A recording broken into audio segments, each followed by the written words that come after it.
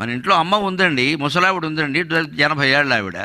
పలకరిస్తే ఆవిడ అమ్మమ్మ, పలకరించకపోతే బొమ్మే. ఈవేళ పత్రిక చూడండి, 70 ఏళ్ళ వాళ్ళు, ఆడవాళ్ళు, మగవాళ్ళు ఏం కోరుకుంటారో ఇచ్చాడు. ఒక మాట తోడు అంతే.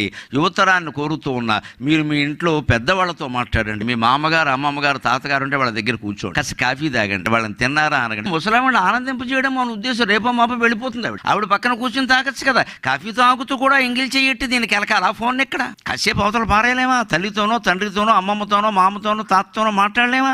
వాళ్ళు సంతోషిస్తారే. మా అమ్మాయి పెద్ద చదువు చదువుతాం జ్యోతి కాలేజీలో, అయినా కానీ నాకు దండం పెట్టకుండా వెళ్ళదు అని ఒక 80 ఏళ్ళ ఆవిడకి నువ్వు ఆనందం ఇవ్వగలిగితే నీ బీటెక్ చదువు సార్థకమైనట్టమ్మా. ఒక మనిషిని సంతోషపెట్టామ్మా. సంతోషతుల్యో ధనమస్తి అని అంజదు. సంతోషాన్ని మించిన ధనం లేదా? మనం ఎంతసేపు మన వయస్సు వాళ్ళు, ఏజ్ గ్రూపు వాళ్ళతో, ఎక్కడో వాడు ఇథియోపియాలో ఉంటే వాడితో మాట్లాడతాం. ఇక్కడ ఇంట్లో వాళ్ళతో ఇంట్లో వాళ్ళ మధ్యలో మహామౌనం, దేనికో తెలియదు, ఎవరి ఫోన్ వాడు ఇచ్చి కూర్చుంటాం. ఇది భావశౌచం. నీ మనస్సును నువ్వు పరిశీలించుకో.